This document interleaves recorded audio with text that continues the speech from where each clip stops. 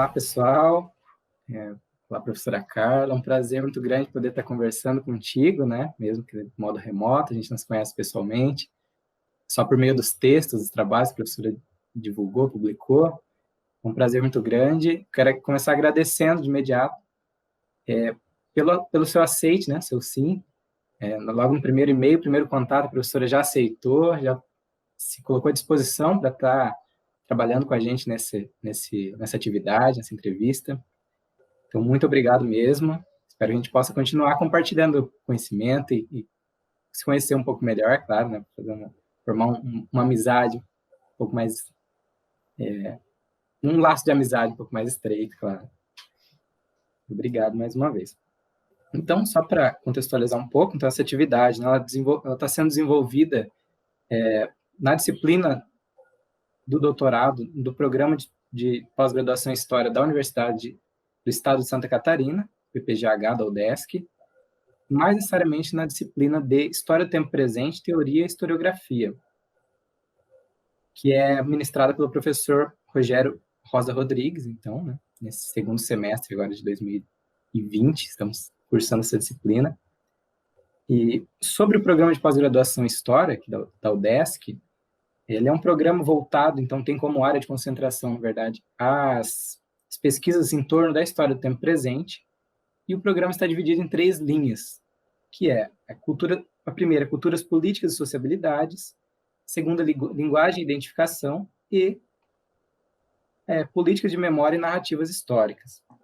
E a minha pesquisa, mais necessariamente, está inserida dentro da linha de pesquisa Culturas Políticas e Sociabilidades. Eu sou orientado pelo professor Reinaldo Lindolfo Long.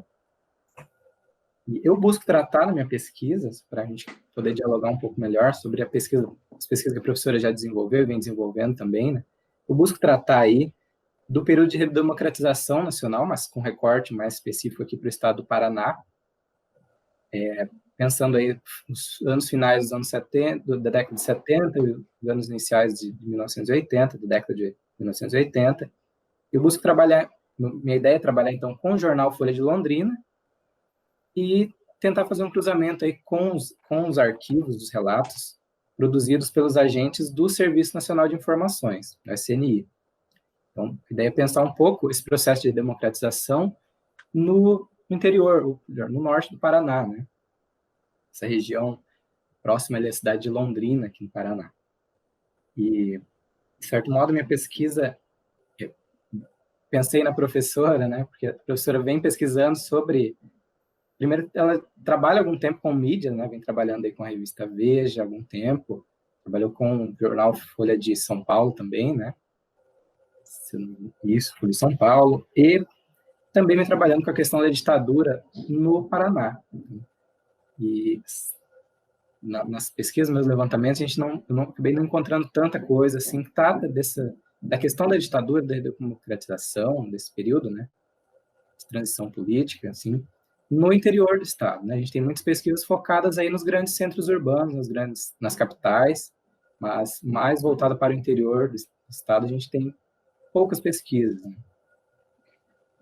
E, bom, falando um pouquinho, então, sobre a professora, a professora ela é vinculada à Universidade do Estado do Paraná, desculpa, Universidade Estadual do Oeste do Paraná, UniOeste, né? É professora associada, trabalha no campo de Marechal Cândido Rondon, atua, então, no programa de pós-graduação em História, na linha de pesquisa Estado e Poder, tem experiência aí na área de História, com ênfase em História Contemporânea, História do Brasil e República. Cursou seu doutorado, então, na Universidade Federal Fluminense, fez um pós-doutorado na Universidade Nova de Lisboa e está fazendo, acredito que esteja finalizando, professor, o doutorado na Universidade Federal Fluminense, é isso? Isso. Então, ela coordenou projetos como Projeto História e Análise Midiática, Projeto Ditadura no Oeste do Paraná, e atualmente coordena um projeto intitulado A Vanguarda Popular Revolucionária, a VPR, no Cone Sul. Essa seria uma breve apresentação da trajetória profissional da professora Carla Luciana. E a gente vai estar conversando um pouco, então.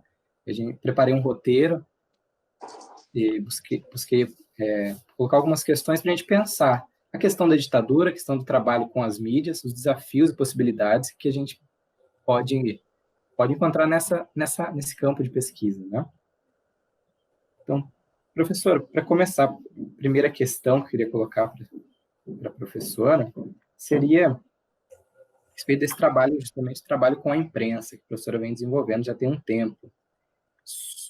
Bom, a professora tem trabalhado aí com alguns veículos da imprensa como fonte de pesquisa, né? Como eu já comentei, a revista Veja, Folha de São Paulo, e o que eu gostaria de saber é mais ou menos assim, como que a professora entende, então, o papel da grande imprensa, desses veículos já consolidados, veículos de comunicação já consolidados, na construção de uma memória coletiva, se a gente pode pensar, se é que a gente pode pensar nisso, né? Memória coletiva construída aí por meio desses veículos de comunicação, especificamente a respeito da ditadura militar brasileira, da última ditadura aí. Se há um traço comum nessas narrativas, nas narrativas desses meios de comunicação que a gente pode identificar, que a professora poderia colocar para a gente. Certo. Posso começar, então? Sim, fique à vontade, professora. Tá, então tá.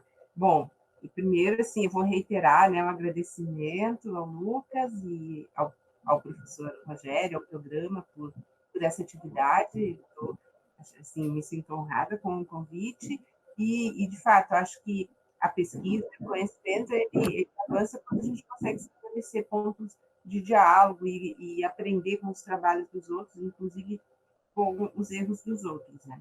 Eu tentei, né, o Lucas me passou previamente as perguntas, as questões, e eu tentei mais ou menos organizar para não ficar muito caótico, porque às vezes no improviso, né, não funciona bem. Alguns aspectos, talvez desse até para, se for necessário, a gente pode enfatizar mais a questão dos acervos, dos arquivos também, né, mas aí, conforme eu for respondendo, pode me interromper e me perguntar, não tem problema com isso, tá? Bom, eu diria que essa primeira questão sobre essa relação da imprensa e a construção de visões que se transformam e que ocupam o espaço de memória com relação à ditadura, eu estudei mais aprofundadamente tanto a revista Veja quanto o jornal Folha de São Paulo. Não me atrevo muito a falar de outros, embora existem pesquisadores que fazem estudos empíricos mais específicos sobre esses jornais, e que bom, né, que estão aparecendo esses trabalhos, mas eu acho que existe um modus de operandi aí da revista Veja que é muito particular e que mostra que quando a gente vai tratar dos veículos de imprensa, eles tem uma ação que ela é contraditória, ela não é uníssona, ela pode variar em alguns aspectos. E é bem esse caso da Veja. A revista Veja, vamos situá-la até 2012, 2014, que é mais ou menos o período que encerra a Comissão Nacional da Verdade, e que é o período que a revista ainda tem uma força política mais ampla, porque por toda a conjuntura, né, da falência da editora Abril, isso com certeza leva a uma queda da influência que a revista tem. Não é à toa que no período, nas crises, inclusive do próprio impeachment em 2016 e tudo mais, ela já não tem mais essa força que ela tinha, que teve nos anos 90 do ponto de vista da influência política. Bom, que foi mais o período mais específico que eu estudei na minha tese de doutorado. Só que depois eu fui percebendo, quando estava investigando ali, que ao longo de toda a década de 90, no meio de matérias de crises, as mais diversas crises políticas, econômicas, apareciam matérias rememorando a ditadura militar. E eu percebia também que, na medida em que eu ia falando, que eu ia fazendo apresentações em eventos, escrevendo, sempre vinha alguém que me dizia assim: mas a revista Veja, ela não era mais legal na época da ditadura? E aquilo eu fui guardando essas falas para investigar depois. Então, eu acho que isso é uma característica que a gente tem, né, de saber o que da nossa pesquisa a gente vai fazer o objeto naquele momento da pesquisa e o que a gente tem que guardar para fazer um outro momento. Então, foi isso que eu fiz com essa discussão da ditadura, eu não tinha como abarcá-la na minha tese, e fui investigar depois. E aí, o que eu percebo? Que existe uma situação assim, em que a revista Veja, ela tem uma postura diferente da Folha de São Paulo, no sentido de que, acho que todos sabem que em 2009 a Folha de São Paulo publicou um editorial que chama, né, identifica o caso da ditadura brasileira como a dita branda.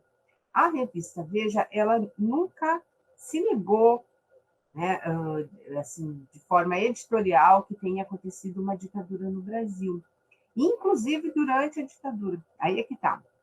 Inclusive, existe ali algumas manifestações ainda durante a ditadura que são consideradas muito ousadas do ponto de vista assim, o presidente não admite tortura, né? Uma manchete na capa, ou porque, enfim, tem algumas expressões ali, com o telefone quebrado, né? Não fala, não ouve, não ouve e não vê, né? Que é uma alusão à tortura e às pessoas que estão envolvidas ali, mas que, na verdade, tecnicamente, era sob a companhia telefônica.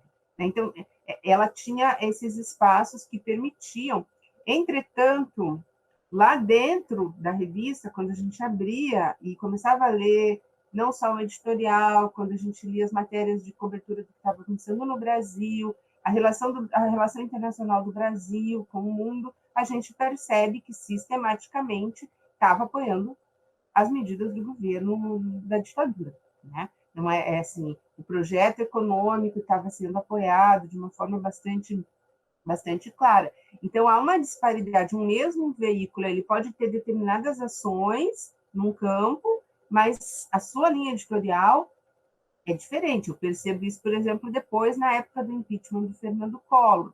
E isso me serviu para depois verificar também que, embora nos anos 2000 a revista Veja tenha tido um papel de trazer o tema da tortura e dos torturadores em mais de um momento, inclusive na capa da revista, né, trazendo as falas de torturadores e dando um passo para trazer para a sociedade brasileira esse problema, que isso precisa, né, um tema a ser calado e que precisa ser investigado, mas isso vem acompanhado de uma série de outras matérias que reitera a importância dos militares, que reitera que é preciso. A gente pode até falar que isso aconteceu. O que a gente não pode é avançar nas políticas de reparação e muito menos nas políticas de justiça. Então, quem acompanhou em 2009, em 2010, a discussão em torno do Plano Nacional de Direitos Humanos, vê que a revista Veja foi, sim, sistemática contra o ministro da Justiça, que ousou pontuar e questionar a interpretação que estava sendo dada para a Lei de Anistia de 1979. Então, se a gente for ver, inclusive, a capa é muito sintomática. A capa da revista que saiu um dia depois, ali, né, a imediata capa, logo depois da promulgação da Lei da Anistia, em 79, ela tem uma tarjeta, assim, página virada. Então, é esse o espírito que ela tem, né? Embora exista aquele espírito de que existem excessos, os excessos foram cometidos, até a gente concorda que alguma verdade vem à tona, entretanto, a página já foi virada, a gente não pode mexer, né, nessas feridas do passado. E, ao falar isso, também sempre vai retrazendo essa ameaça. Olha, os militares foram para casa, mas eles podem voltar a qualquer momento. Aquele famoso pendurou as chuteiras, mas, né, tá de pijama, mas ele pode vir a voltar. Então, eu explorei bastante esse tema em alguns artigos, em alguns capítulos, mostrando como, em diferentes momentos, essa questão vai reaparecendo. E aí não tem como a gente não associar isso às políticas públicas de memória. Então, esses diferentes momentos das políticas públicas de memória, o tema volta. Na lei da anistia, na Lei 9.140, em 95, a Lei dos Desaparecidos, na criação da Comissão de Anistia, em 2001, e depois, evidentemente, culmina, né? Já falei do Plano Nacional de Direitos Humanos, que vai indicar uma Comissão da Verdade, mas depois volta com toda a força na Comissão Nacional da Verdade, para descaracterizar. Ela vai pegar, inclusive, uma fala da própria presidenta Dilma Rousseff para dizer: Dilma foi comedida e está falando, vamos conhecer a verdade, ponto. Mas essa história, nós não queremos ir além disso. Então, eu acho que tem esse sentido. Diferentemente da Folha, que é um processo um pouco diferente, no sentido de que a Folha ela se recolocou no jornalismo brasileiro em 1984 com os processos da Direta Já, então teve toda uma reestruturação organizativa da própria forma, né, de produzir jornal, que aconteceu lá com o chamado Projeto Folha, em 84, e ela se construiu, então, como um jornal da democracia, e que deu luz e ajudou, enfim, né, se colocando um pouco contra a Rede Globo, porque tem todo aquele histórico da Rede Globo de negar os movimentos das diretas já, e depois a própria Folha de São Paulo dá espaço para essas manifestações, que são reiterativas, né, de que não houve uma ditadura assim. E só para concluir, eu acho, para amarrar um pouco essa questão, eu acho que tem um peso aí numa figura que, digamos, se tornou uma referência dentro desse campo e que ela nasce e surge dentro da grande imprensa, que é o Hélio Gaspari, né? Que começa escrevendo para a Editora Abril, né? que passou por vários jornais, revistas, e que, por proximidade, né, com as fontes que vão ficar sob a sua própria guarda, vai escrever uma história que é uma história que retoma muito do brilhantismo dos militares, Geisel, o general instruído, e toda essa visão que vai se construir sobre a ditadura. Me parece que a obra do Hélio Gaspari tem um peso enorme. Quando a gente pergunta para alguém fora da academia o que eles leram sobre a ditadura, é muito mais provável que eles citem Hélio Gaspari do que os nossos tratados. Realmente, bem isso mesmo, professora.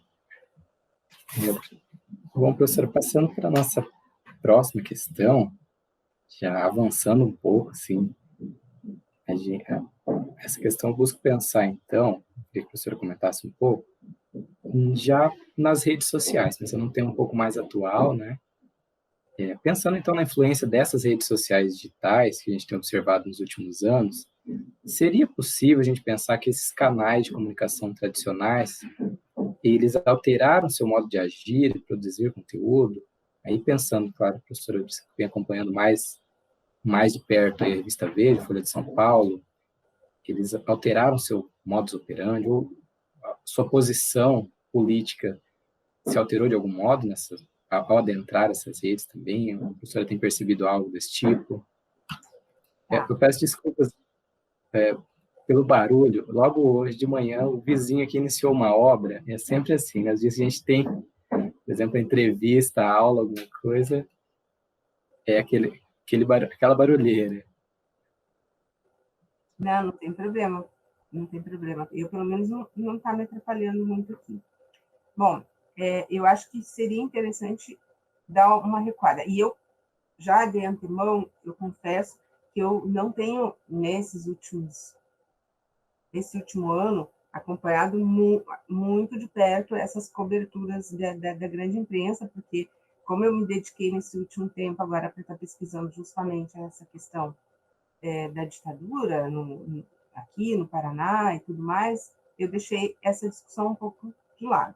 Mas eu acho que o que eu posso trazer de contribuição é pensar um fenômeno que aconteceu ainda no final dos anos 90, na virada do ano 2000.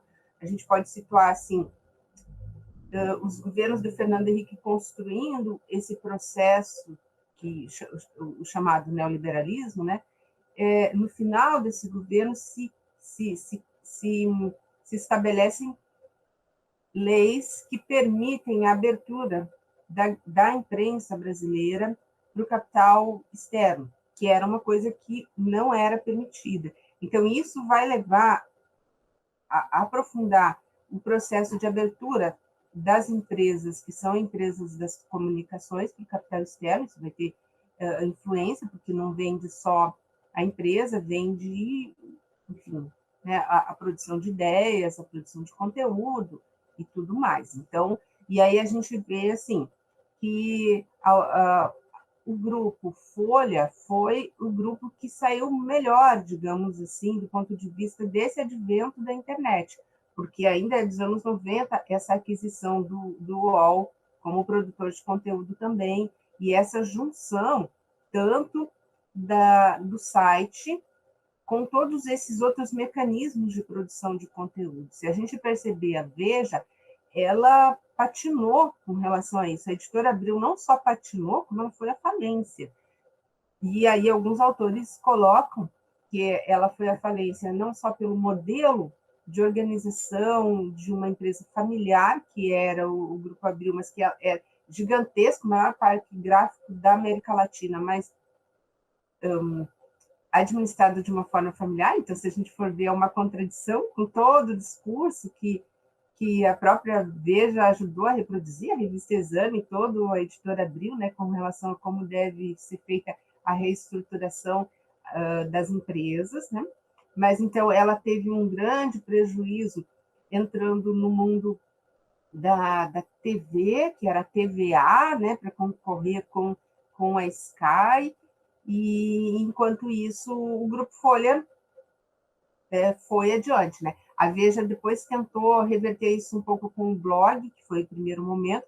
Quer dizer, quando a gente pega ali o primeiro momento, ainda durante os governos do Lula, a gente vê o surgimento de figuras, que são figuras que vão se tornar mais conhecidas depois, desse mundo da disseminação de fake news e de notícias, e de dizer o que bem entende, e não ter nenhum tipo de assim, de compromisso com a realidade, né? Os autoproclamados filhos de Paulo Francis, né, que seriam os polemistas, Diogo Mainardi e Reinaldo Azevedo, eles começam a produzir isso e, inclusive, a criar aquelas expressões de petralha, Lula minha anta, essas expressões absurdas, né, que se generalizam, começa ali no blog da Veja, e depois acontecem problemas internos, rupturas ali dessa relação do vínculo da Editora Abril com o PSDB,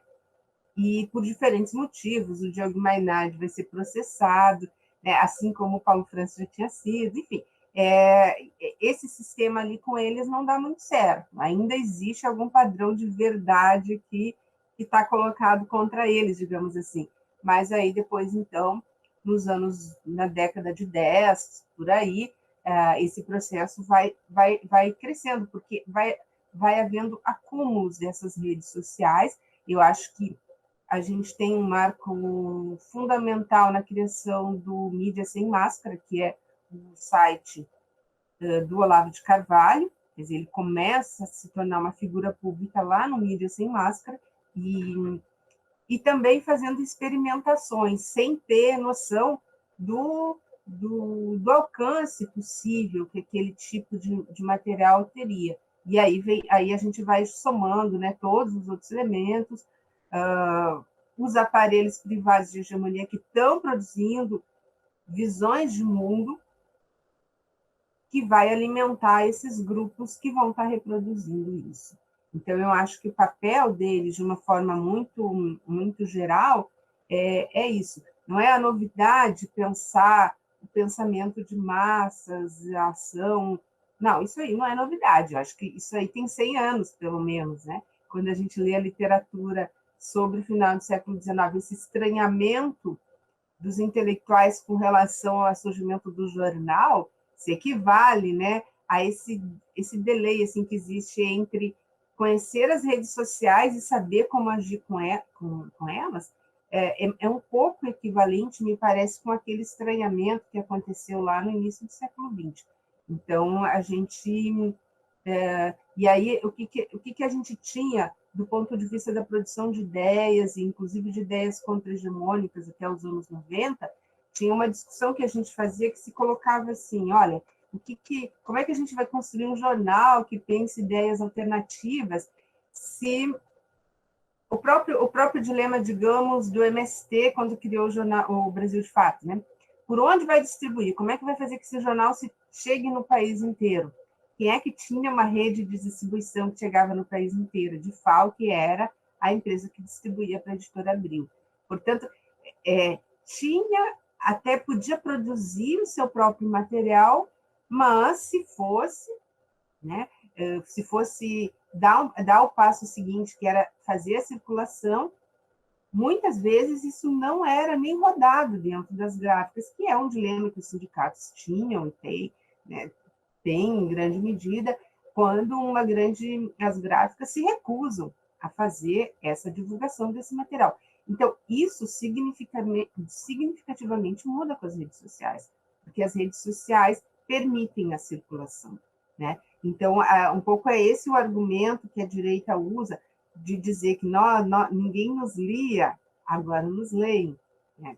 O que é questionável, mas, enfim, a possibilidade de produção e disseminação de conteúdos de ideias é incomparável quando você tem que fazer um jornal, rodar o jornal, mandar pelo correio, chegar e o leitor ler, do que você abrir a tela do seu computador e tá tudo ali, né? Sem ter o direito do contraditório e tudo mais.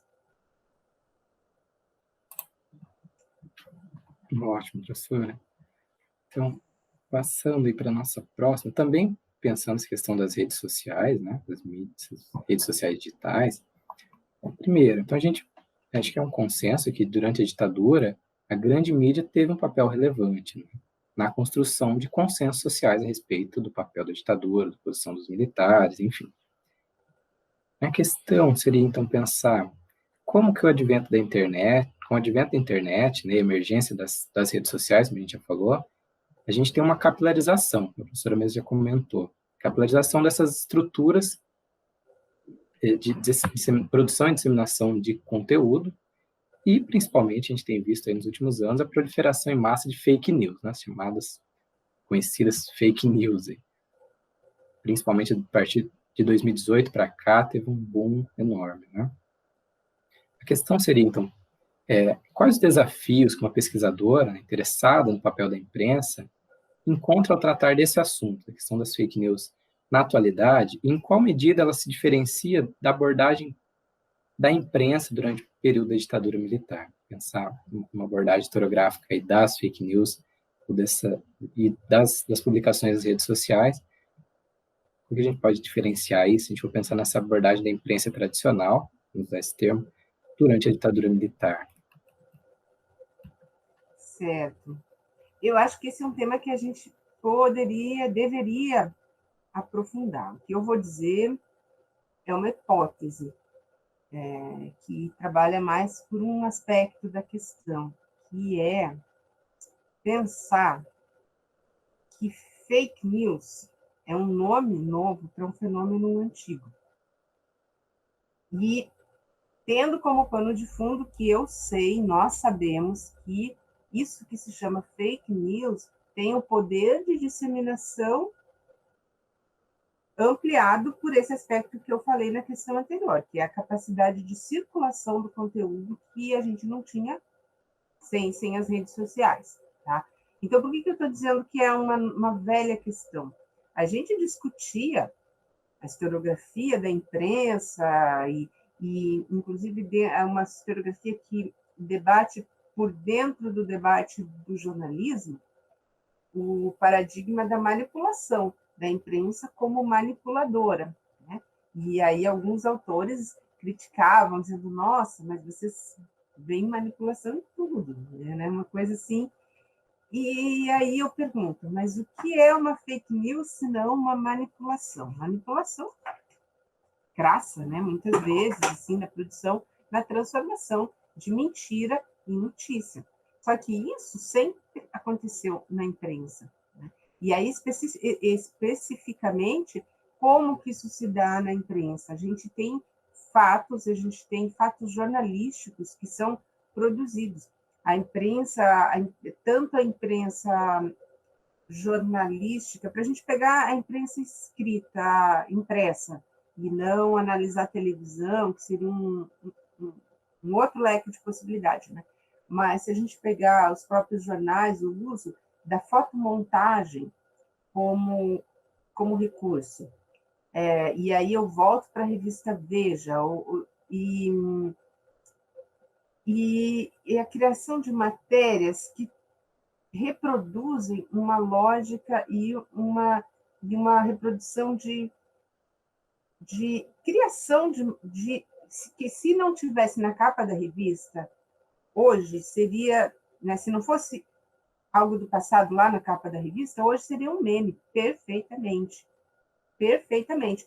Quando a revista Veja coloca Fernando Henrique Cardoso assumindo o governo, enfrentando a greve dos petroleiros em 95, com um capacete de militar, com uma roupa militar, e exaltando o comando forte do Fernando Henrique, o que é isso? Senão um meme pronto. Só que não aparece, né? Não está sendo... Com certeza, se fosse na época do WhatsApp, essa figurinha iria circular para todo lado. Então, é claro que o poder, né, de disseminação de uma coisa e da outra coisa é imenso. Então, o caso da Veja ele é interessante porque na capa da revista, que é o espaço icônico por natureza, ela nunca tinha o costume de identificar aquele material como uma fotomontagem. Era um dos recursos mais comuns das capas, mas aparecia ali. Então, lá dentro, quando você lê o editorial, que era a carta ao leitor, você teria algum indício, até às vezes, de como que aquele material foi produzido. Mas ele não é identificado dessa forma, portanto, ele é uma fake news. Ele traz uma informação mentirosa. Fernando Henrique nunca usou aquela roupa, né? E ela traz um adendo de uma fala reiterando essa posição do presidente. Então, são inúmeras vezes, quem estudou o processo eleitoral sabe da capa na prévia às eleições, da primeira eleição do Lula, em 2002, em que tem o Cérebro com as cabeças aguardando a porta do inferno, Trotsky, Lenin, né? E essas reiterações depois com Evo Morales, Chaves, enfim, eles se retroalimentam. Isso é fake news, né? Então, assim, por isso que eu digo, é uma hipótese para a gente explorar que o fenômeno da manipulação, ele é um fenômeno bem anterior, né? Então, quando a gente vê aquelas fotografias que circularam, charge, que denunciando a questão do falso suicídio do Herzog, por exemplo, né?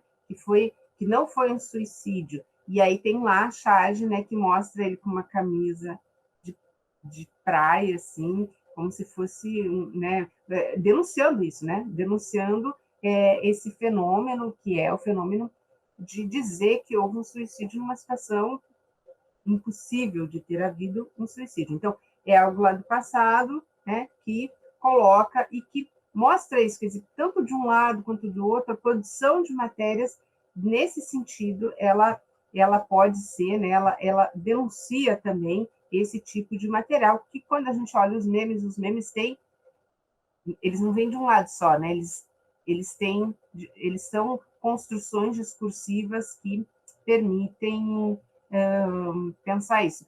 Você até citou o artigo que eu produzi ali sobre o suicídio da presidenta, né? Suicídio da presidenta é uma coisa que, quando eu escrevi aquilo ali, ainda era novidade que as redes de WhatsApp tivessem o poder que ela tem, né? Porque a rede de WhatsApp, ela é um meio de comunicação que você não consegue chegar onde aquela comunicação foi produzida, ela só vai, ela não volta, né? Então, O poder que ela tem é imenso e, ao mesmo tempo, a capacidade que a gente tem de verificabilidade em torno dela, inclusive para a gente pesquisar, é muito difícil, porque a gente não consegue chegar nesses momentos, né? Mas a gente teve vários momentos, a própria ditadura. Por exemplo, quando a ditadura produziu aqueles vídeos de pessoas que são os, entre aspas, arrependidos, né, que muitas vezes eram induzidos, torturados, ameaçados, para irem à TV dizer que se arrependiam de ter feito a luta armada, essas pessoas eram maquiadas, essas pessoas eram penteadas, elas ganhavam outras roupas, né? O que é isso, senão a produção, a manipulação de uma imagem e de uma ideia, né, para passar essa ideia que eles estão querendo passar.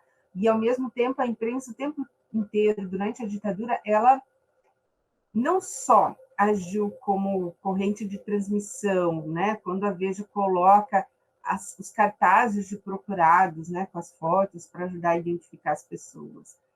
Quando coloca lá o Marighella na capa, assim, ele pode ser encontrado aqui, só falta dizer ajude a encontrá-lo, né? Então, vai mostrando esse papel ambíguo que ela tem, que ela tem.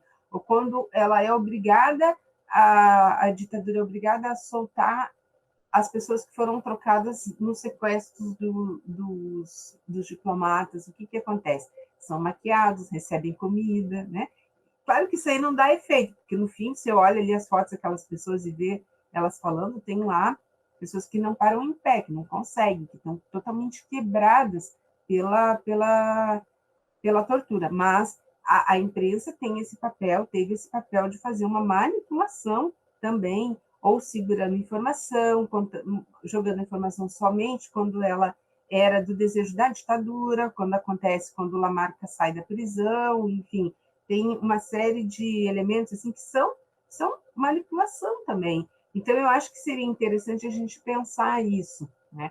Que a manipulação ela vem junto com a visão de mundo que a forma.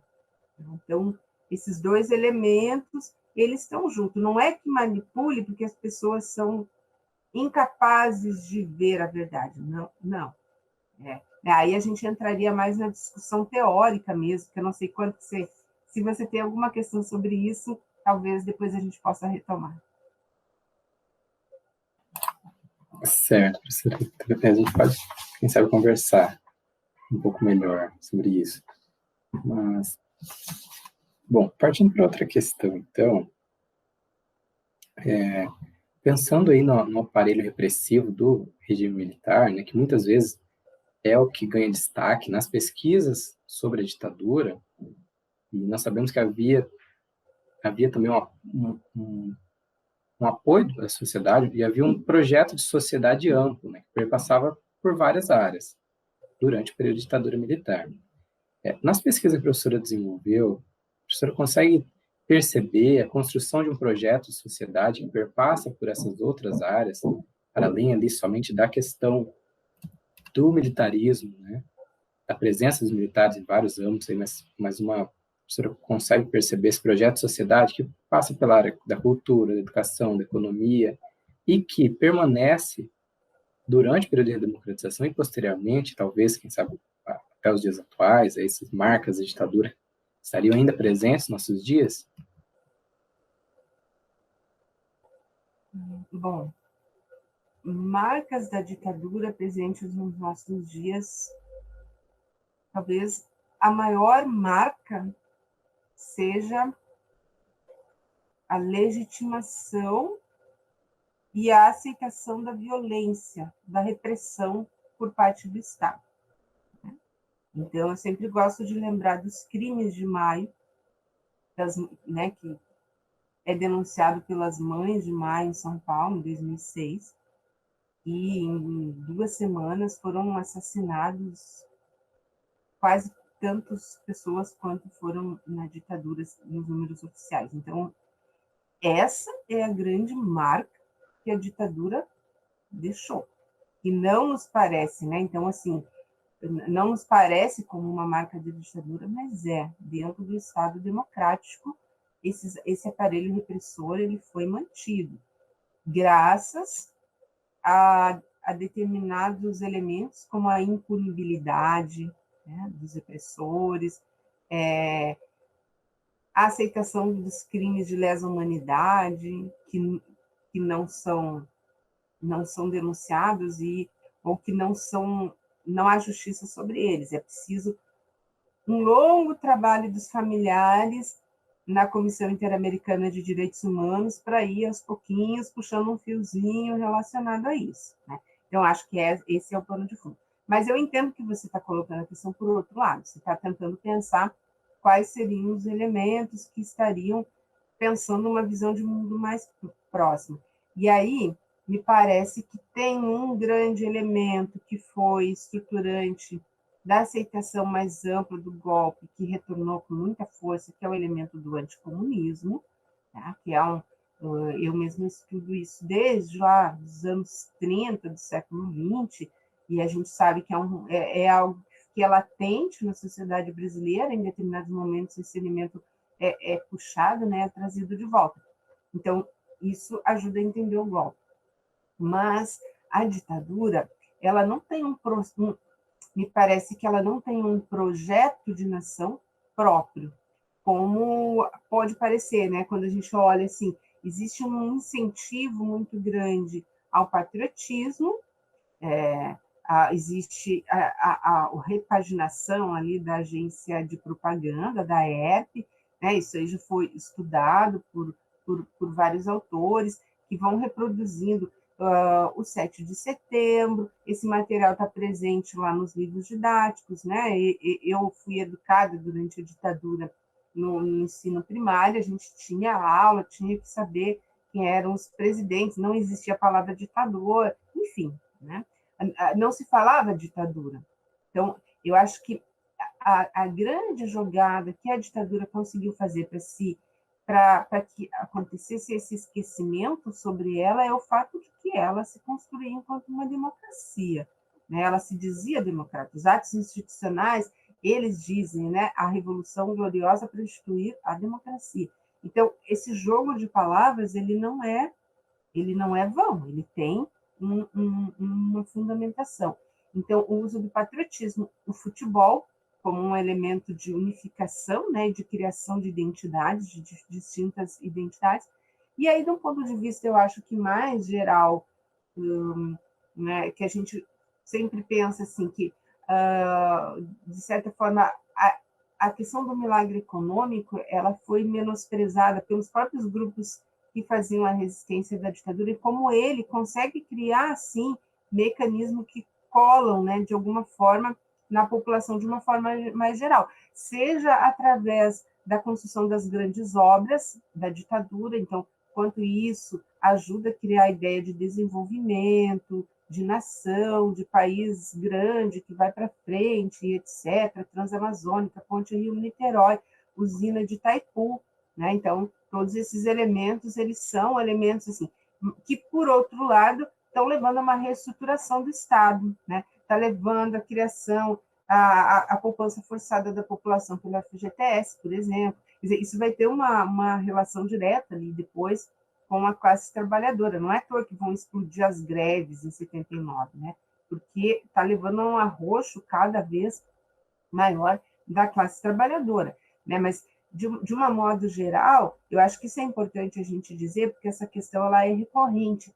A ditadura brasileira ela tinha elementos fascistas, mas o projeto dela não era um projeto fascista totalitário no sentido, existiam espaços ali, ela não está tentando criar grupos, milícias, grupos que estejam fazendo uma guarda, né, ou que estejam dando uma sustentação mais ampla. Pelo contrário, ela está exterminando qualquer tipo de manifestação popular que existe. Ela não quer manifestação popular e nem de grupos, né, de sociedade civil, que também são grupos, são justamente os grupos de sociedade civil organizada que vão explodir no momento da redemocratização. Os clubes de mãe, comunidades eclesiais de base, né, que são justamente essa emergência de uma sociedade civil organizada, ela só vai se dar depois, porque durante a ditadura, não. Né? O medo de não conseguir controlar conseguem controlar a luta da resistência, mas não consegue, sabe que teria imensas dificuldades. E isso é uma relação ambígua, por exemplo, com o próprio movimento estudantil durante toda a ditadura, porque o movimento estudantil que dá esse meio, né, que cria militantes que vão fazer resistência, mas também é a juventude que precisa ter espaços de manifestação, né, que sejam controlados, né, que não explodam mais do que já explodiram. Então, eu acho que esse elemento, para mim, é importante colocar, né, porque tem elementos de continuidade da ditadura, a violência é um elemento de continuidade com a ditadura, né, mas um projeto de mundo, né, de visão de mundo, eu não vejo dessa forma. Tanto é que a gente vê que o movimento das diretas já, em 84, ele se constrói recuperando os próprios símbolos nacionais. A bandeira do Brasil, né? Há uma disputa sobre essa simbologia para trazer um novo significado. O Enfio falava sobre o futebol, né? Eu quero poder torcer para o meu país e continuar torcendo para o meu país. Então, não foi assim uma terra arrasada no sentido da construção de um projeto de nação que a ditadura conseguiu, né? Porque quando a gente estuda um pouco mais a fundo, e aí tem grupos que hoje estão estudando os empresários e a ditadura, percebem e mostram a existência de corrupção dentro desse Estado reorganizado, né, pela ditadura, e de vários movimentos de resistência relacionados às grandes obras. No caso aqui, no oeste do Paraná, por exemplo, para citar, os movimentos muito fortes que existiram, não é contra a construção do Itaipu, mas em decorrência da construção do Itaipu, das pessoas que são atingidas, né? E aí tem os movimentos atingidos por barragem, eles acontecem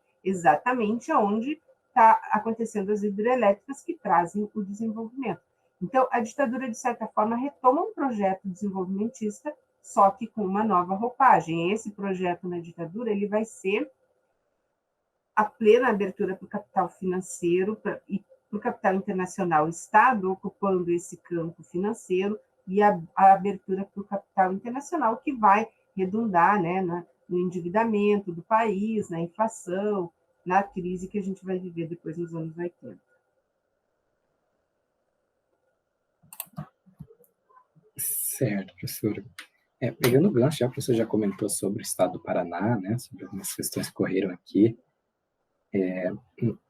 Quando a professora pesquisou sobre a ditadura, especificamente nas pesquisas voltadas para o interior do estado do Paraná, que é um espaço assim não tão investigado, como eu já comentei no início, né, como os grandes centros, grandes capitais, a professora então consegue perceber diferenças ou semelhanças do que estava acontecendo aqui no interior do Paraná, né, no interior do Paraná, em relação a esses grandes centros, e seria possível, então, perceber alguma singularidade a respeito da ditadura aqui no Paraná? Como a professora enxerga esse processo aqui, mais propriamente no estado, né, do Paraná? Tá. Bom, a minha experiência de pesquisa me mostrou parte de uma peculiaridade, que é o fato de que, como eu tentei investigar a região oeste do Paraná, que todos sabem, é uma região de longa fronteira. Portanto, essa região é uma região que é muito difícil você... Eu partia da ideia de que era interior, mas, ao mesmo tempo, é um interior que dialoga não só com o restante do país, como dialoga internacionalmente. Então, essa é a grande característica dessa região aqui, né, no Paraná. Então, eu trabalho junto com outros colegas em outras regiões do Brasil com a ideia de ditadura fora do eixo. Fora do eixo Rio-São Paulo e também fora do eixo historiográfico dominante sobre a ditadura, né? Então, é uma referência que a gente está tentando construir sobre isso. Mas, para pensar, então, aqui, se a gente pegar toda a região oeste, se a gente for próprio Mato Grosso do Sul, Mato Grosso, a gente vai vendo uma... Se a gente descer, digamos assim, né, para o sul, a gente vai ver uma longuíssima região de fronteira que vai até o sul do Rio Grande do Sul, com o Uruguai, em que os grupos eles usam esses espaços, né? Os grupos que estão fazendo resistência de diferentes formas, tem estudos que estão mostrando isso, usam esse espaço, que também é ocupado pelos órgãos de repressão. Então, a gente vai ter muito mais movimentação, digamos assim.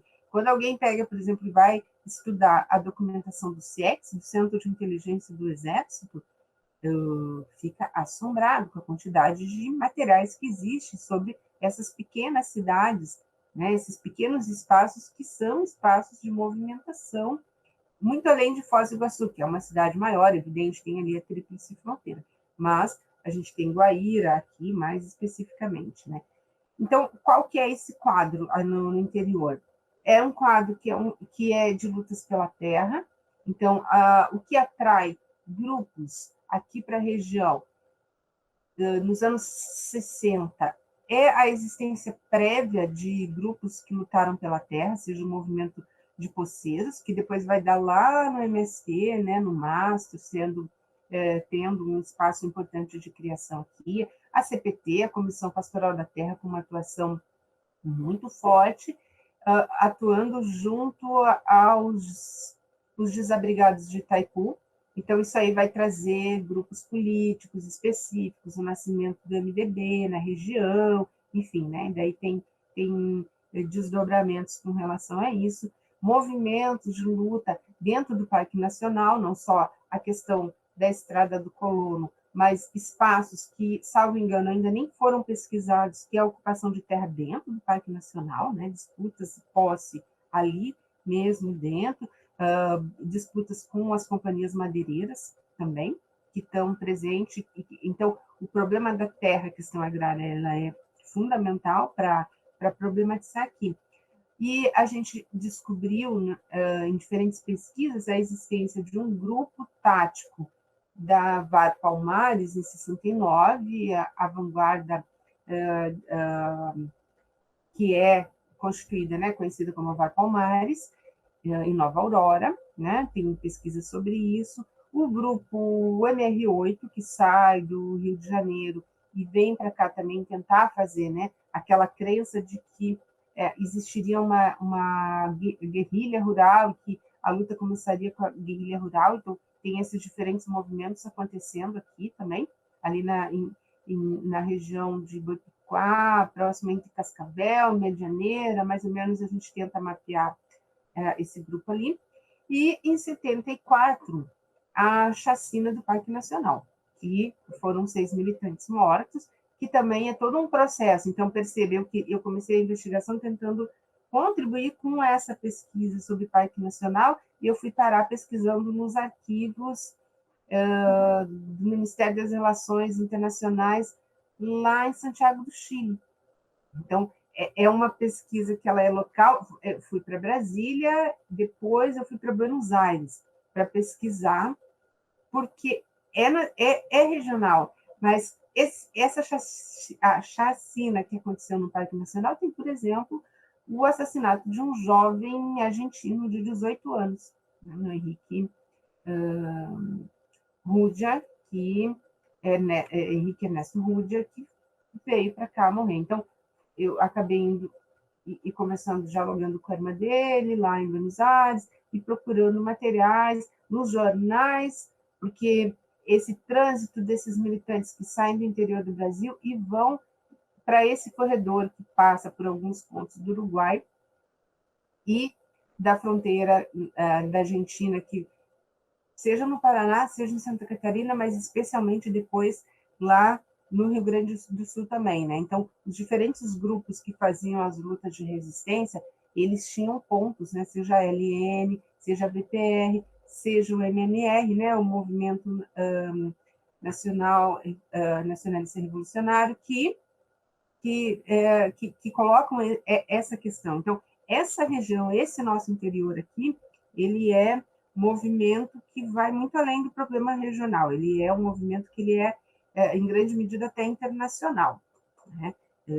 Então, é uma história que ela é fora do eixo, no sentido mais conhecido, mas que traz, que busca, né, esses conflitos e essas contradições, e aquele problema fundamental que é, para a instituição da luta armada, existe uma relação entre campo e cidade, e ela deve começar no campo. Mas os grupos tinham uma visão do campo que era muito distinta da realidade do campo. Não era porque tínhamos ali a existência prévia dos movimentos dos coceiros, por exemplo, que isso iria se transformar em grupos de guerrilha.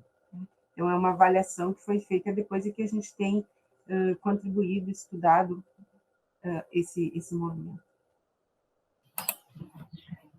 Muito bacana, professor. Realmente parece que esse movimento dos poceiros é mais por uma causa bem específica, né, que eles estão lutando, pela posse da terra, não por um movimento maior, como se pensava, provavelmente pensavam, né? Muito legal.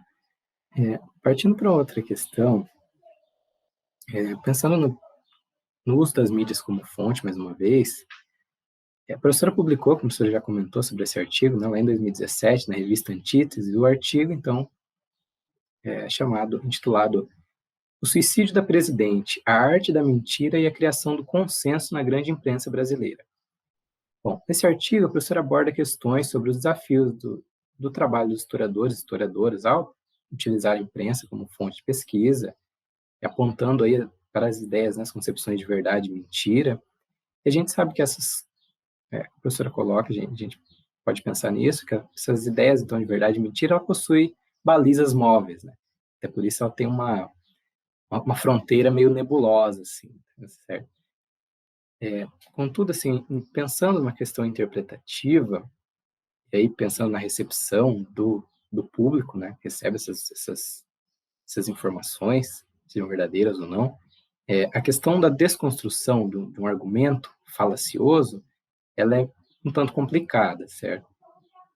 Já que esse tipo de argumento ele encontra consenso social, ele é facilmente assimilado como, pensando nas fake news aí, né, assimilado como verdade, e a gente entra na questão da pós-verdade até, né, que envolve as paixões, as emoções, então é uma questão muito complicada que a gente tem enfrentado, que a gente tem percebido nos últimos anos. Como, então, aí seria a questão, como que a expertise do historiador, esse trabalho do historiador e da historiadora, ele pode ser aplicado, acionado nessas situações, essas fake news, essas não verdades, certo? E de uma forma que possa, então, contribuir aí para o maior conhecimento da história e para o possível aprimoramento aí de uma cultura política no tempo presente. A professora vê isso. Certo, excelente questão. Ela tem um vínculo com a discussão sobre uma concepção, né, sobre a história do tempo presente, que a gente vai falar depois. Mas eu acho que fundamental aqui é colocar o problema da relação entre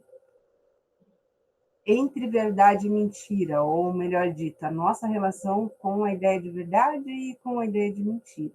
Eu já coloquei antes o problema da manipulação, existe uma corrente, né, de pensamento que já problematizou essa questão há muito tempo, né, não só na filosofia, mas nas ciências sociais, de uma forma mais ampla.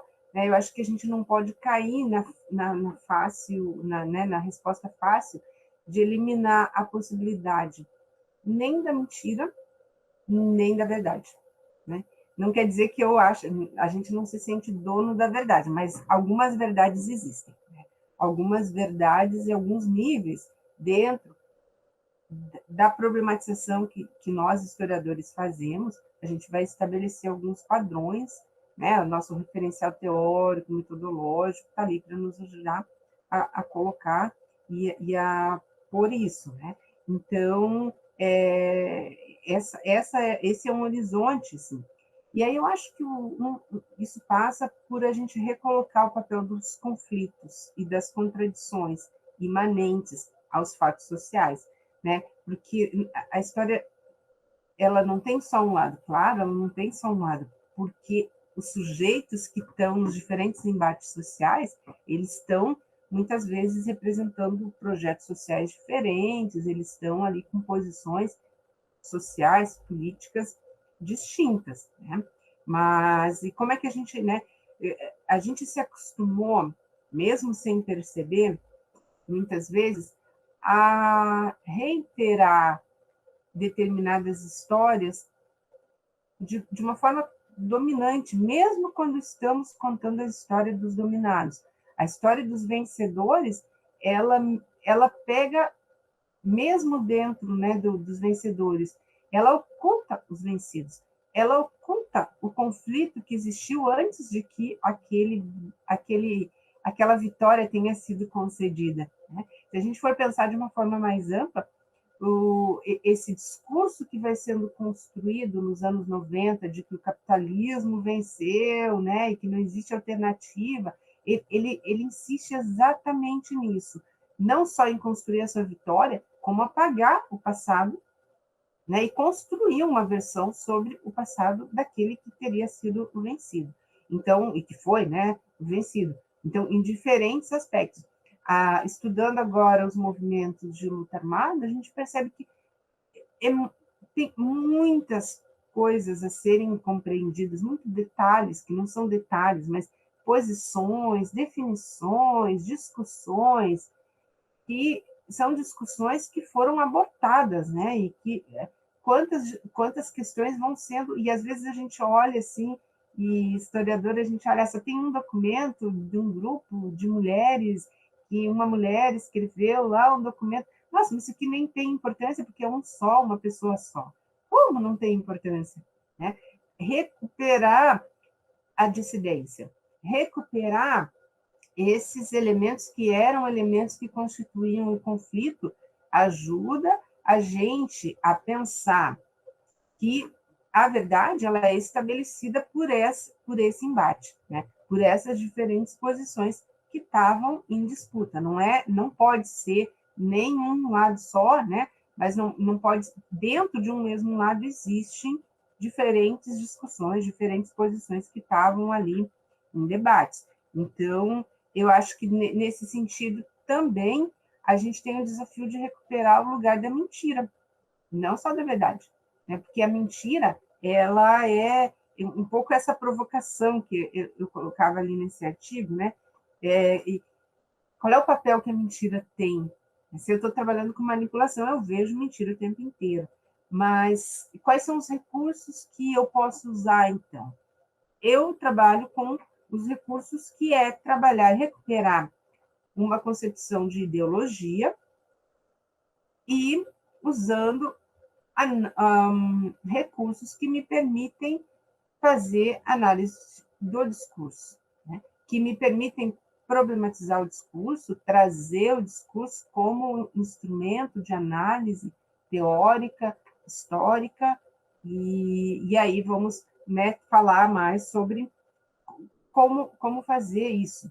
Eles estão mediados pelo concreto, pela realidade, né, com uma noção de totalidade, na minha visão, e aí a gente vai problematizar a fonte. Então, acho que existe análise do discurso francesa, por exemplo, né, traz um leque imenso de possibilidades de análise e de mostrar a produção de sentido, e de mostrar como é que a fala, né, a linguagem, ela tem, não só ela tem poder, né, mas a gente é capaz de captar isso em diferentes sentidos. Quer dizer, então, aquela crítica que se fazia, né, de a verdade não existe, redunda em pessoas dizendo que vacina não importa, ou pessoas dizendo que, né, o que vacina faz mal, ou pessoas dizendo que o kit gay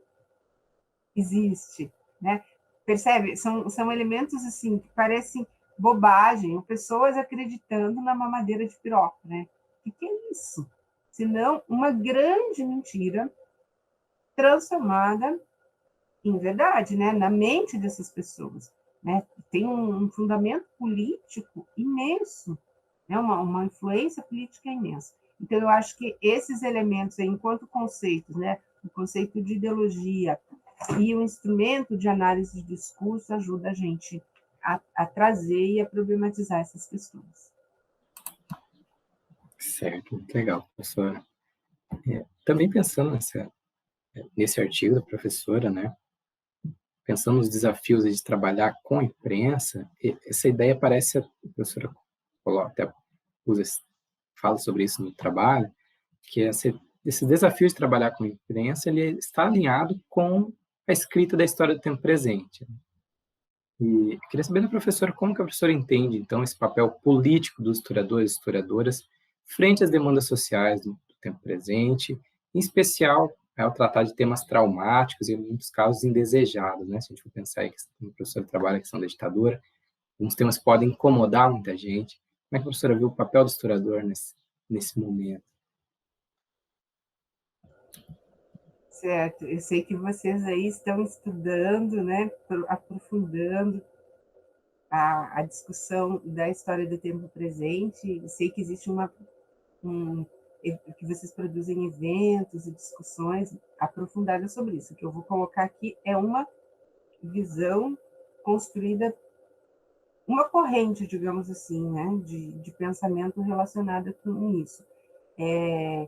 A minha leitura sobre isso começou lá na minha graduação na Universidade Federal do Rio Grande do Sul com o professor Henrique Padrós, que acho que foi a primeira vez que eu ouvi falar de história do tempo presente, e na época se usava bastante a expressão história imediata, né, como um complementar. Então tinha uma discussão ali sobre a diferenciação entre uma coisa e outra, né?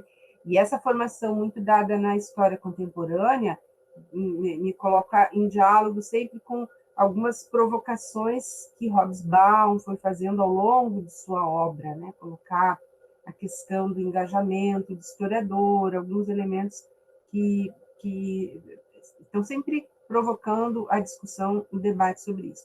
E aí eu parto da ideia de que a história do tempo presente ela sempre foi feita, ela sempre existiu, né? Historiadores, pessoas contando a sua própria história, né? Desde Heródoto, Hesíodo, enfim, né? Na antiguidade, pessoas se colocando esse desafio de escrever a história do tempo que ela tá vivendo.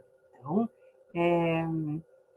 e a gente tem, quando a gente trabalha então com a imprensa, a gente vê um problema adicional que é assim: durante muito tempo, os historiadores construíram uma ideia de que não era seu papel escrever a história desse tempo, apesar de todo esse histórico, né, de escrita da história.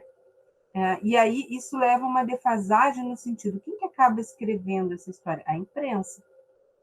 Escrevendo no sentido assim, se a gente olha, tem muitos editoriais, né, de grandes jornais, New York Times, né, nós estamos escrevendo o rascunho da história para que depois os historiadores a passem a limpo. A imprensa tomou para si esse papel de dizer que a história recente, né, a história que está acontecendo agora é ela que está contando. Poxa, mas se a gente tem uma análise crítica da imprensa, não tem como a gente aceitar isso, né? Mas parece que houve assim um longo processo aí em que historiadores permitiram, de certa forma, ou se colocaram dificuldades, ou não viram, né, como seu papel fazer essa história, né, de que só depois é que o historiador pode entrar e fazer essa noção. Então, muitas vezes, a própria ida ao jornal como fonte acaba sendo a busca de uma verdade, né, a verdade do que aconteceu. Então, acho que a gente já superou isso com vários trabalhos, né, críticos sobre a imprensa, né? Mas se a gente for pensar historicamente, o que é o 18 do Brumário de Marx, se não uma história do tempo presente, né? Ele está contando e está problematizando ali aquela história que ele está vivendo. O problema adicional, quando a gente propõe os temas sensíveis e para discutir a ditadura, tem a ver que no momento da redemocratização no Brasil também a gente teve uma história escrita não por historiadores, e sim por cientistas sociais, em grande medida. Então, quando a gente para pensar quais são os textos fundadores da história da ditadura, a gente vai chegar no René Dreyfus, né? A gente vai chegar sobre a redemocratização, tem o Bernardo Kucinski escrevendo um livrinho ali que é genial, sobre o processo da redemocratização, mas ele é jornalista, né? Escrevendo. não vamos entrar aqui, né, em problema nós quanto jornalistas, não é isso. A questão é que nós estamos tentando discutir quando é que a historiografia, então, começa a produzir, né? Os historiadores mesmo começam a produzir. E eu já citei aqui a figura do Hélio Gaspari. Então, os jornalistas, de uma forma geral, ocuparam muito esse espaço de escrever, né? Só que eles escrevem, a gente sabe, a diferença que existe, né, da concepção de fonte para nós, historiadores, e de fonte para o jornalista. São universos quase que opostos. Então, o que é fonte para nós e o que é fonte para eles, né? Eles têm fidelidade à fonte acima de tudo, né? E nós sabemos que nós temos que problematizar a nossa fonte. Não é possível, né? Então, esse momento ele é tardio, né? E aí o que acontece, me parece, que a memória sobre a ditadura ela ocupa o espaço da história. Antes mesmo da gente construir uma história sobre a ditadura, a gente já está reiterando uma memória que tem muito a ver com essa construção que foi feita antes, né, por esses autores, uma dada ideia de que nos anos 80 a redemocratização significou toda a sociedade brasileira unida, a sociedade contra o Estado, por exemplo. Essa ideia é uma falácia, porque isso foi uma grande construção, né? Quando a gente pega a obra da historiadora Virginia Fontes, a gente vê os estudos que ela foi trazendo para mostrar que esse entrar da sociedade foi uma construção também, uma construção discursiva, no sentido de apagar as contradições e de construir uma ideia muito idílica do que seja a sociedade, como se dentro da sociedade só tivesse os movimentos sociais que foram lá e construíram a luta pelas diretas já e que fossem todos iguais, e que os interesses fossem exatamente os mesmos, da classe trabalhadora à burguesia industrial, né, ou da burguesia comercial que estava ali precisando de uma nova reestruturação produtiva para dar um novo passo na acumulação produtiva, né? Então, eu acho que o problema, quando eu coloco isso, né, essa visão estereotipada que se construiu e que os historiadores muito recentemente têm conseguido limpar, né? O próprio tema da corrupção, que era um tema pouco conhecido, sobre a corrupção existente dentro da ditadura, enfim. E aí, claro que se soma a isso a produção dos próprios militares sobre a sua história, sobre a história da ditadura. Eles começam a dar passos largos, aí, seja o Ustra, né, o Giordani, outros autores aí que vão escrever a história dos próprios militares, redundando, então, com o fato da Folha de São Paulo construir essa bobagem da dita branda, digamos assim, né? E dita branda não é um termo que a Folha tenha criado, é um termo que vem lá das ciências sociais, né? Que por uma série de definições consegue distinguir uma ditadura mais dura de uma ditadura mais branda, né? E aí a historiografia compra, digamos assim, de certa forma. Historiografia não, mas eu estou dizendo assim, a gente tem que ter cuidado da forma que a gente vai trazer o debate para saber de onde essa discussão conceitual também está aparecendo e está trazendo essas questões. Certo, professora. Bom, se encaminhando aí para o fim da nossa entrevista, temos aqui duas questões um pouco mais práticas, né, mais diretas. Seria, então, pensando nessa questão do trato da imprensa como fonte historiográfica, saber da professora quais teorias a professora tem dialogado. A professora comentou um pouco sobre a questão da análise do discurso, né? Então, quais teorias a professora tem dialogado, como a professora chegou a determinados marcos teóricos, tem contribuído nas suas análises. Você poderia comentar um pouquinho para a gente, por favor?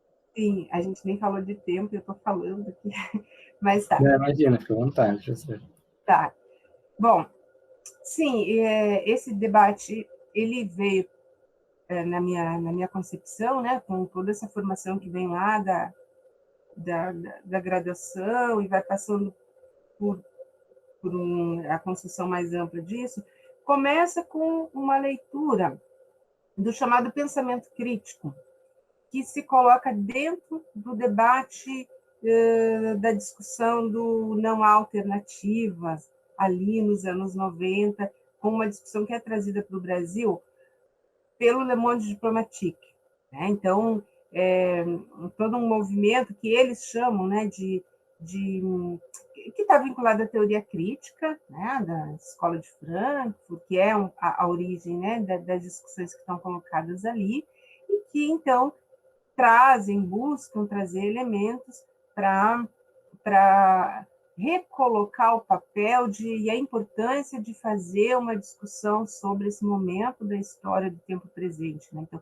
eles vão traduzir autores, o Inácio Ramonet, depois vai ter outros, né, que seguem essa linha e que tem, até hoje, né, uma influência no jornalismo de esquerda, né, no jornalismo crítico no Brasil, e que retomam aspectos do marxismo, que são necessários, né, que são os elementos que também apareciam nos estudos sobre discurso, que vão ajudar a fazer, né, dessa perspectiva.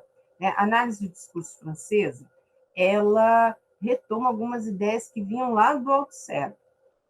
Quando a gente coloca o Althusser, tem um problema na concepção de ideologia, né, da forma que as pessoas recebem de forma muito reativa, né, é o espelho invertido da ideologia. Então, a análise do discurso tem esse limite ali, né, da forma que ela trabalha com isso, recuperando a própria ideia de aparelhos ideológicos do Estado. Então, ela nos ajuda, mas ela é limitada, né? Então, a gente vai tentar fazer um diálogo com ela, e aí há o aprofundamento que o Antônio Gramsci nos propõe ao trazer a noção de hegemonia, que vai trabalhar a noção de consenso, aliada à noção de coerção. As duas coisas, elas andam juntas.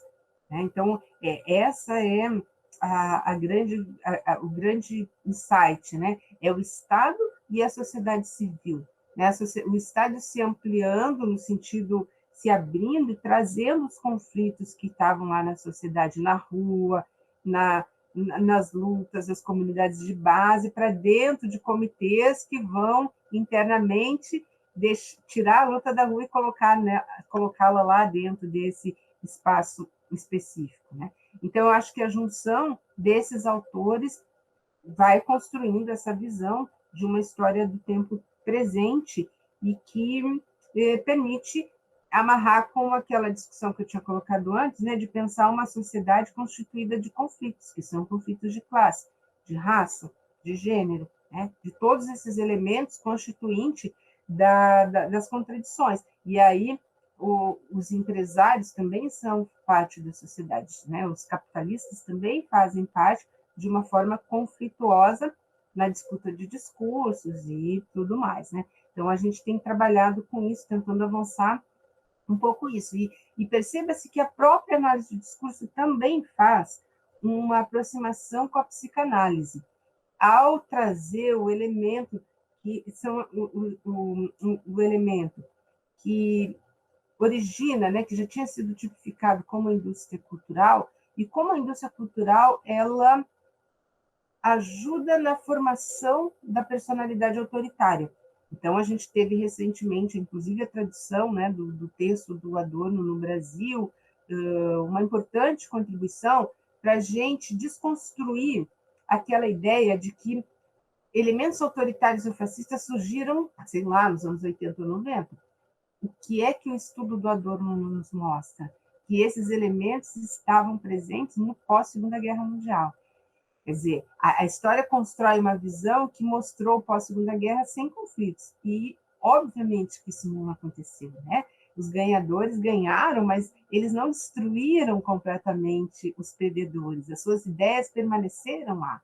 Então, a ideia de hegemonia permite a gente ver a permanência dessas ideias como se estivessem ali, sendo mantidas perenemente, para que, em algum momento, dentro de uma dada conjuntura de uma relação de forças, elas possam voltar. Então, acho que trazer essa discussão da sociedade de massas, né, da forma que o Freud pensou o mal-estar da civilização, são elementos muito importantes, né? E o Gramsci nos traz o elemento do americanismo e fordismo como isso. Eu acho que, até retomando um aspecto lá, quando falava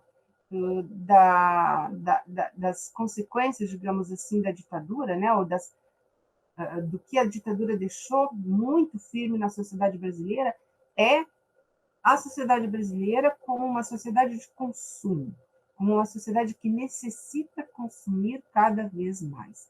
E esse consumir cada vez mais vai levar à mercantilização, né, de vários aspectos da vida. Então, a ideia de americanismo e fordismo, que pensa uma visão de mundo e uma estrutura organizativa social para que essa visão de mundo possa existir. Eu acho que essa é a forma, assim, os referenciais teóricos mais amplos que me permitem pensar como trabalhar com essa história do tempo presente, que trabalha com a ideia de processo e de totalidade histórica, mas que percebe, né, como é que os conflitos eles estão presentes nesse momento específico que a gente está analisando. É difícil, né? A gente está vivendo uma pandemia e analisar esses elementos e ver é muito difícil, mas é um desafio que eu acho que a gente precisa sempre, né? Que ele está colocado para a gente, que a gente precisa, nós historiadores precisamos estar à frente dessa discussão. Legal, professora, muito bom. Bom, acho que para finalizar, só para uma pergunta mais, para conhecer até um pouquinho mais a professora, né? Seria, gostaria de saber em quais grupos de pesquisa a professora está inserida atualmente, está em diálogo, e se a professora tem vínculo, participa de algum movimento social, se tem interesse em dialogar com algum grupo específico, como é que tem sido essa trajetória da professora, trajetória não, atualmente, né? Onde a professora está inserida, com quem está dialogando, mais ou menos isso. Tá. Nós temos aqui na UniOeste o grupo de pesquisa História e Poder, e uma linha de pesquisa Estado e Poder. Né? Inclusive, estamos com um colóquio, nosso terceiro colóquio está acontecendo aí, essa semana tem a segunda edição, amanhã a gente vai estar discutindo sobre ditadura, depois, se quiserem, eu mando a programação para vocês. Legal, tem várias temáticas assim, relacionadas ao tempo presente, ascensão do fascismo, bolsonarismo, enfim, várias discussões que talvez, né, interessem aí os colegas também. Sim, então, sim. A gente tem esse grupo, né, constituído desde 2005, aqui na UniOeste. A gente também temos o mestrado, temos o doutorado e também fazendo diversas pesquisas, né, relacionadas com esses temas. Os temas que eu coloquei aqui na minha fala, muitos deles estão se remetendo a pesquisas já feitas por outras pessoas, algumas que eu orientei, né? Então, conhecer isso, a gente faz questão de divulgar. Eu faço parte de um grupo da professora Virginia Fontes, como eu já coloquei, que é esse grupo que ela chama, né, de trabalho e orientação. Originalmente era o grupo dos orientandos, e depois virou o grupo dos pesquisadores que trabalham nessas temáticas. Então, esse grupo agrega pesquisadores do Brasil todo, e não esse grupo está vinculado a um GT da UNPU, que é o GT História e Marxismo, e existe também desde 2005, e em todos os simpósios nacionais nós realizamos os nossos simpósios. Já faz 3 ou 4 edições da UNPU que o simpósio é dobrado, né? São 2 simpósios ao mesmo tempo, porque tem uma quantidade bastante grande de trabalhos sendo realizados. Eu faço parte da rede de estudos Terrorismo de Estado, que agrega pessoas, né? Quando eu fiz o pós-doutorado lá na Universidade Nova de Lisboa, comecei a participar de um projeto do professor Manuel Loff, da Universidade do Porto, que tem pesquisadores sobre temática da memória. Eu fiz o pós-doutorado lá com o Fernando Rosas, e são pesquisadores que trouxeram uma grande discussão tirando o foco, né, sem nenhum menosprezo a isso, mas tirando o foco da discussão francesa, para colocar o foco no problema da realidade das ditaduras ibéricas, né, e botar o problema, e aí fazendo esse debate dessas ditaduras, muito mais vinculado com a realidade da América Latina, caso do Chile, caso da Argentina, né, caso do Uruguai, e aí a gente colaborando ali com a discussão também do Brasil. Eu faço parte, como militante, da Rede Nacional de Comitês Memória, Verdade e Justiça. A gente está, inclusive, nesse momento, fazendo uma rearticulação nacional desse comitê, que tomou um baque enorme, né? Agora as políticas de memória estão sendo jogadas pela janela. Cada semana acontece um fato novo relacionado a isso. Então, esses comitês já tiveram um papel fundamental e estão sendo rearticulados. E, nesse momento aqui, a gente também tem um comitê Resistência e Solidariedade, que está tentando atuar na amenização das consequências da pandemia na população mais pobre, né, aqui na cidade. Então, a gente está fazendo esse trabalho basicamente, de nos doar um pouco, né, de fazer a arrecadação, de fazer a distribuição de cestas básicas mesmo, de materiais aqui, e tentando, né, trabalhando. Esse comitê já está criando também uma escola de formação sindical para poder ampliar essa discussão e esse debate. Existe o grupo que eu também acompanho, que é o grupo de empresários e ditadura, que são colegas lá, tem o professor Pedro Campos, a Elane Bortoni, Regiane Roevler, são bastante pessoal do Rio de Janeiro e que fazem diferentes discussões ali, né? O Pedro tem um livro premiado Estranhas Catedrais, e as demais colegas também importantes trabalhos sobre o IPES e sobre essas redes internacionais que deram sustentação empresariais para a ditadura no Brasil. Acho que seriam esses os principais. Legal, professora. Bom conhecer um pouquinho, né, da atuação da professora, entender as discussões que ela faz também, sempre muito importante. Entender o contexto que o pesquisador está inserido, né? Muito legal as pesquisas, os movimentos que a professora está inserida, e sem dúvida são muito importantes, né? E com certeza vou procurar conhecer um pouquinho melhor. Por fim, nenhuma pergunta, né? Só queria solicitar e pedir algumas referências. É coisa de estudante, coisa de pesquisador mesmo, né? Estou começando a pesquisar, desenvolver um projeto de pesquisa, um doutorado, então queria algumas referências bibliográficas mesmo sobre o tema, né? Claro, se a professora quiser colocar mais alguma questão, alguma outra coisa, pode ficar à vontade, tá? Então, não se preocupem quanto ao tempo, estamos tranquilos ainda. Bom, eu acho que aproveitar a oportunidade só para falar um pouquinho mais, então, talvez, no nosso grupo de pesquisa, que se caracteriza, pelo menos parte do grupo, né, a linha na qual eu estou mais inserida aqui, na discussão sobre a direita e sobre os mecanismos de reprodução do poder, né? E aí, por isso que eu insisti em colocar isso, né? Estudos sobre fascismo, estudos sobre bolsonarismo, estudos sobre as novas redes sociais, e aí tem vários estudos que estão sendo feitos, né? E que, para quem tiver interesse, com certeza tem pontos de possibilidade de discussão, né? Além, assim, eu encerrei agora, encerrando o pós-doutorado sênior, eu concluí a escrita de um livro sobre a vanguarda popular revolucionária, que foi a VPR, né, que atuou aqui, então começou atuando, parte dela atuou no sul do Brasil, mas atuou em vários lugares do Brasil, e teve e eu descobri nessa pesquisa que existem documentos disponíveis para o estudo da ditadura que são pouco usados e pouco referenciados pelos historiadores.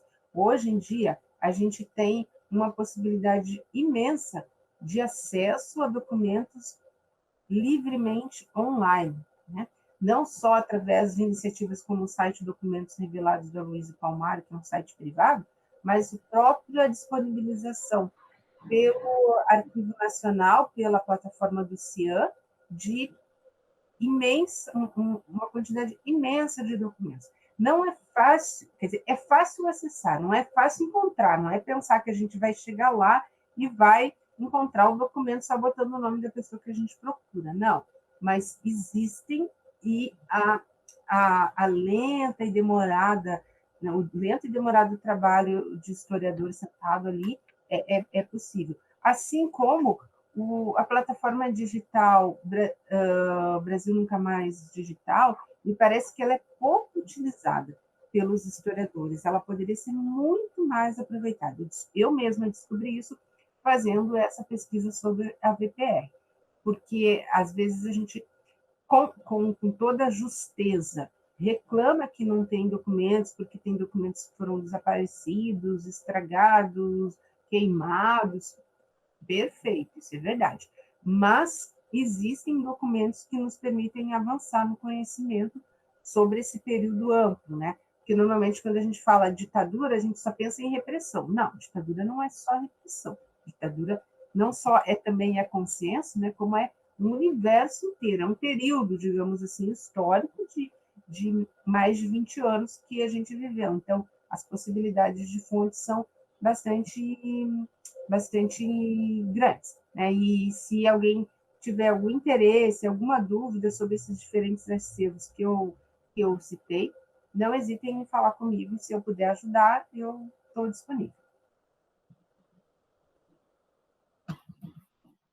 Ótimo, professora, muito obrigado mais uma vez. Você falou com relação à sua tese, mas você não me disse o que você queria, assim, tema, enfim, eu acabei não indicando nada, mas mais específico, você poderia me dizer? Sim, bom, eu pretendo estudar mais especificamente a questão da redemocratização, né, no estado do Paraná, e pretendo trabalhar com o jornal Folha de Londrina. Então, a ideia seria pensar um pouco. Aí tem duas questões, né? O período de redemocratização em si, temos que trabalhos que tratem desse período, e pensar também a própria análise de fontes desse formato. Pensar o trabalho com a imprensa, trabalhos envolvendo esse tipo de análise, né? Busco trabalhar o jornal, então, se a professora conhece o jornal Folha de Londrina, provavelmente tenha, tenha tido acesso, né, a alguma edição dele. E a ideia seria pensar, então, essas duas questões, né? O trabalho com a fonte, com a imprensa como fonte mesmo, e a questão da redemocratização em si. Tá. Eu não preparei nada de referência para você, mas eu me comprometo a te Não tem enviar. problema, a gente pode conversar depois, no outro horário, se Eu for o envio no caso. canal, tive em uma outra banca, que eu saiba, não existem muitos, mas, assim, pensar um caminho de por onde encontrar isso, a gente pode conversar, talvez, assim, que interesse mais específico a você em outro momento. Estou disponível para isso. Legal, ótimo, agradeço mais uma vez.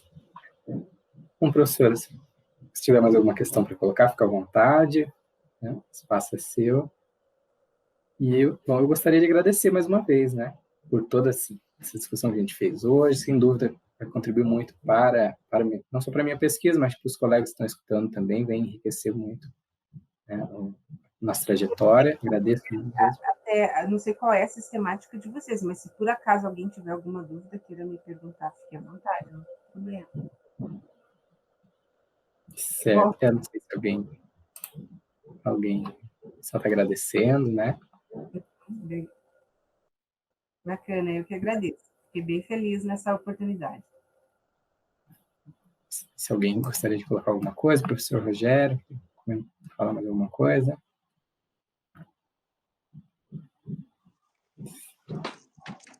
Oi, então, Luciana, acho que eu gostei muito de conhecer um pouquinho da sua trajetória, especialmente de saber dessa sua relação com a professora Virgínia, né, que é uma figura incrível, né, além de uma grande intelectual, é uma pessoa muito generosa, né, e que acho que talvez entre as intelectuais marxistas que nós temos no momento, é uma das maiores, né, com a densidade e, ao mesmo tempo, com a forma de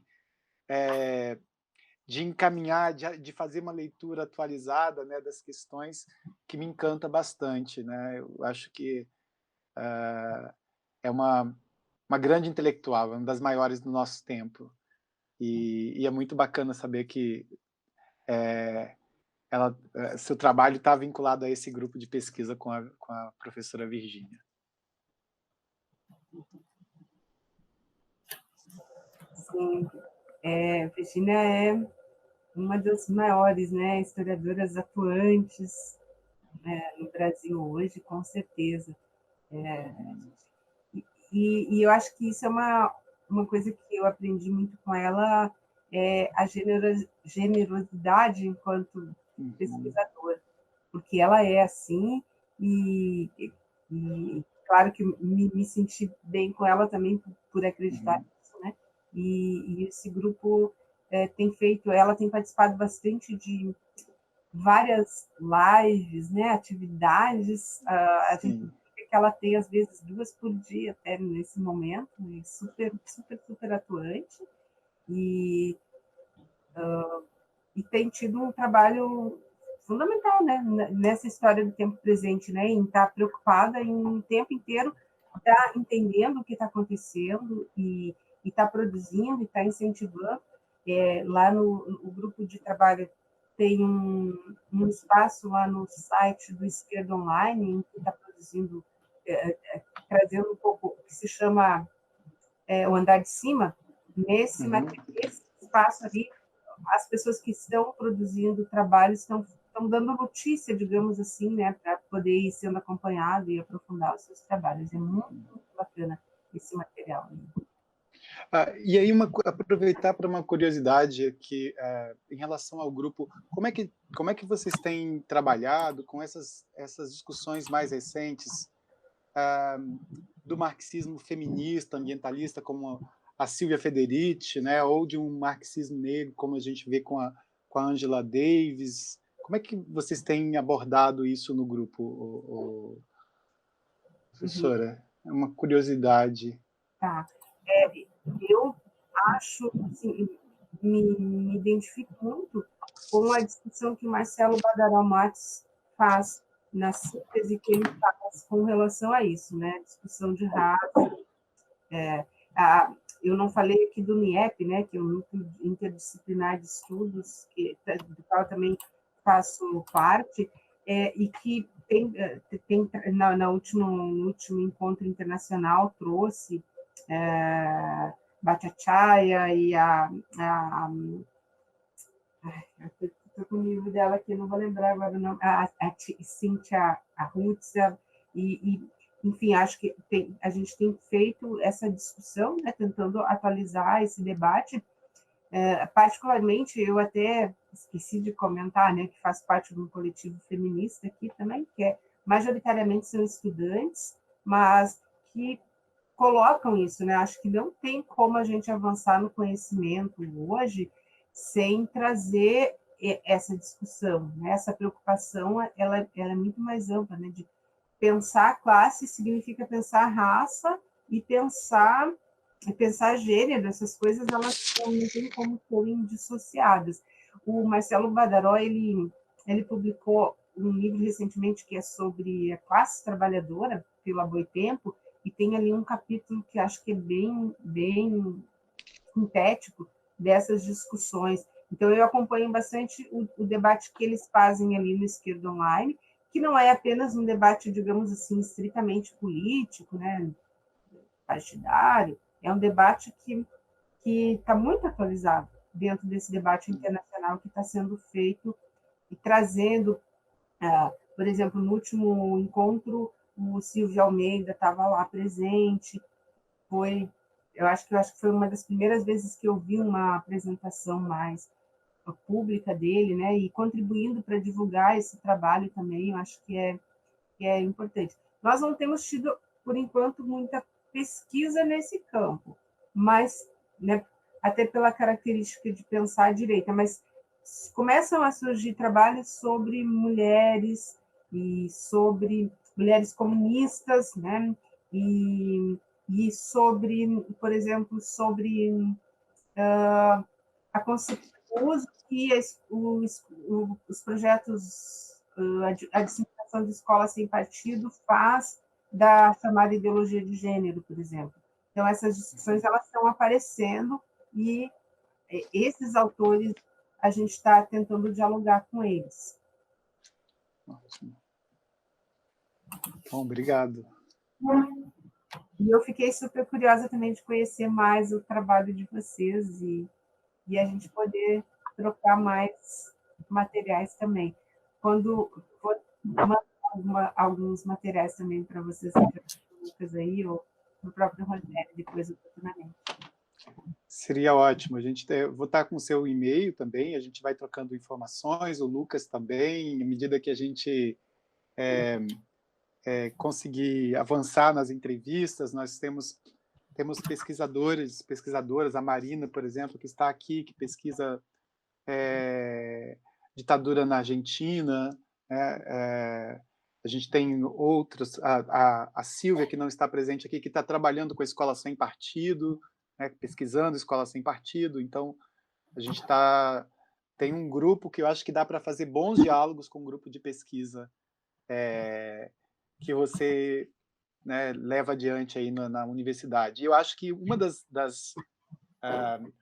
entre os objetivos dessa entrevista, desse contato que os alunos fizeram, é também de compartilhar as nossas pesquisas, né? Eu acho que isso é muito importante, porque a gente, às vezes, não sabe o que o nosso vizinho está fazendo, né? A gente conhece o que está sendo produzido nos Estados Unidos, na França, e nem sempre a gente está atualizado o que os nossos colegas fazem. Eu acho que isso é uma boa oportunidade e já adianto a você que nós temos esperamos, né, logo que isso tudo passar, que a gente consiga fazer essa aproximação, trazendo você na universidade para uma conversa, para conhecer nosso departamento, nosso programa. E agora a gente está com um evento internacional, que é aquele de História Internacional de História do Tempo Presente, que a gente tinha planejado ele para abril desse ano. Mas, por causa da pandemia, a gente adiou e jogamos ele para março do ano que vem. E até semana que vem a gente ainda tem inscrições abertas para apresentação de trabalho. Se você... Depois a gente pode... Peço o Lucas para a gente encaminhar para você o link. De repente você divulga aí entre os orientandos e orientandas. Com certeza. Se tiver interesse. Tinha um orientando meu que ia, ele tinha escolhido esse evento para participar esse ano, mas aí com a pandemia e tudo, né? Mas assim que eu vou divulgar, eu vou reforçar o convite aqui, sim, com certeza. Perfeito. Muito obrigado. Eu que agradeço. Lucas, passo para você a palavra, querido. Certo, professora, obrigada. Bom, acho que seria isso, né? Mais uma vez, professora Carla, muito obrigado mesmo. Espero que a gente possa continuar mantendo contato, possamos continuar conversando. Um prazer muito grande poder conversar contigo, conhecer um pouquinho dos seus trabalhos, da sua experiência, te ouvir, né? Enquanto pesquisadora, historiadora, sempre muito bom compartilhar essa experiência. Te agradeço mais uma vez. E seria mais ou menos isso, professora. Obrigado, acho que a palavra que eu tenho para dizer seria isso, né? Muito obrigado.